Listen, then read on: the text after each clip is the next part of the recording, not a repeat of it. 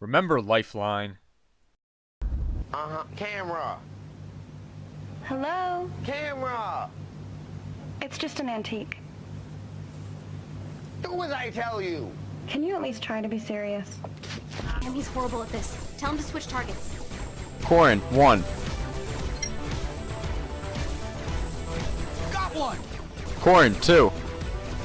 Sam, one of the enemy soldiers is flanking Corin, making his cover useless. Issue a retreat command. Corin, retreat. Jesus Christ!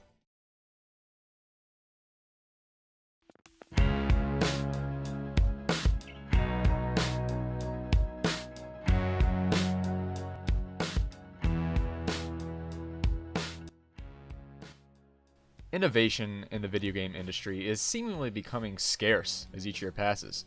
Several AAA titles released recently have noticeably reiterated on the exact tower climbing, microtransactions, or lack of variety the last was already criticized for. There Came an Echo, 2015's latest Kickstarter-funded project from Iridium Studios, attempts to distance itself from such derivations by emphasizing an advanced voice-based command system with real-time strategy combat. While the concept of this system was not completely molded from the minds at Iridium Studios, the PlayStation 2's troubled Lifeline comes to mind, the execution of technology is superb, perhaps the best the industry has seen yet, honestly. In the end, this format of the game coincides well within its science fiction setting. However, the success comes at the cost of lackluster level design, unlikable characters, and a questionable value for the game's given price. You are cast in the role of Sam, an unseen protagonist tasked with providing voice commands to the characters. The narrative is launched with a focus on the character of Corin, voiced by Will Wheaton, a cartographer who has developed an encryption algorithm that unravels a large amount of complications, from which brings his life into immediate jeopardy, forcing him to pursue a mission with a mysterious caller named Val. Every piece of dialogue in There Came an Echo is fully voiced, and generally competent at that, with Will Wheaton and Ashley Birch highlighting this cast. Even though each character's voice actor's performance is proficient, the personalities I cannot defend. With only some minor exceptions to 2 or 3 characters, the written portrayals in There Came an Echo are often incoherent in regards to the apparent motivations. Nearly every character was unnecessarily made out to be a cretin towards one another, almost without reason. In turn, this unsatisfying representation of There Came an Echo's array of characters corrupts the very story it's trying to tell. Its tale of conspiracy and question of faith was interesting through the game's entirety, but the characters came across more as interruptions rather than aids to the narrative, which is just disappointing. Despite There Came an Echo's focus on story, the unique gameplay is what its main draw derives from. The game is played with a headset, and it's specifically designed for a headset to command the on-screen characters in a real-time strategy format. On the positive side, the voice technology actually works with little error. Just be sure to talk at normal volume, as speaking too loud or soft will result in the game's equivalent of saying it again. Just say the character's name followed by command, attack, hold, switch weapon, etc., and the action will execute immediately.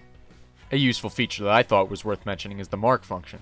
If you want characters to perform certain actions in a specific sequence, just say something along the lines of, Corin, attack on my mark, and the next time you speak, mark, the function will execute. All voice commands in this game are also customizable, from the movement orders to the very character names, which integrates near flawlessly. However, due to the consistency of the voice technology, the level design suffers as a trade-off.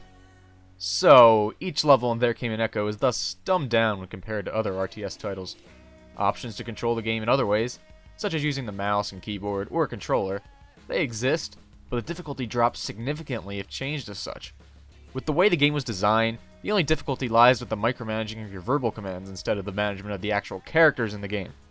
At its core, There Came an Echo is only a shell of its fellow genre companions, but some minor additions somewhat make this gameplay less disappointing. Before each level, you choose the loadout for the characters, ranging from a standard pistol and sniper to a weapon that can attack multiple targets near each other. Along with this, each character can equip perks, with each perk compatible across all characters.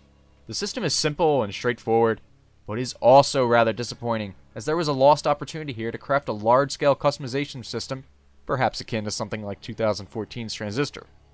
Most likely, the system was cut down due to its story elements, and in turn, the game's short length. Now, about that.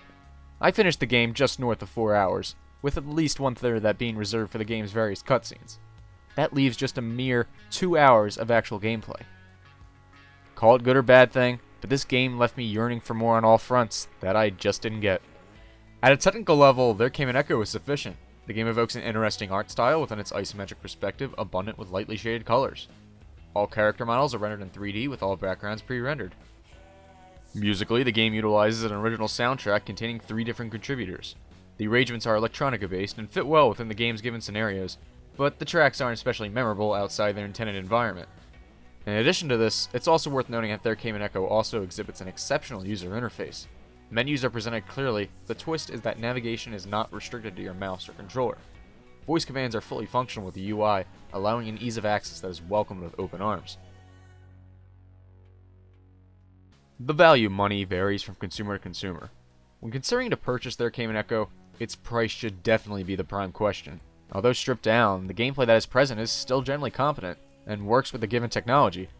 However, the level design can only be referred to as disappointing, due to the inevitable overwhelming nature things would become if they dove deeper into the RTS genre.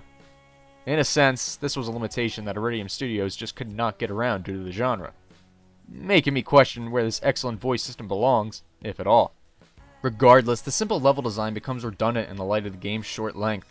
Outside of the single-player story, the only other mode is a wave-based combat session to basically just practice the voice system in the heat of combat. That single mode aside, you're just paying for a 4-hour experience. Not to mention that a good portion of all that time is spent watching cutscenes. Its story is interesting, but the unlikable characters get in the way of fully expressing this narrative. There Came an Echo should by all means be commended for its success with voice-based technology, but I cannot recommend it in its underwhelming state, especially at the price for the limited package you'd be paying for. Passion was clearly put into this project, but the sum of its parts is better on paper than it was in execution.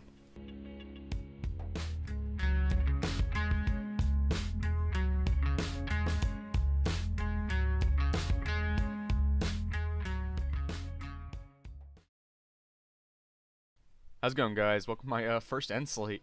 I want to make this brief. Videos are every Wednesday, and if you happen to miss last week's episode of my review of Super Metroid, go ahead and click there in the bottom left. Or if you're from the future, go and click my review for Castlevania Symphony of the Night. And spoilers, next week I'm going to be reviewing Castlevania Symphony of the Night. So I hope you guys are there. Thanks for watching.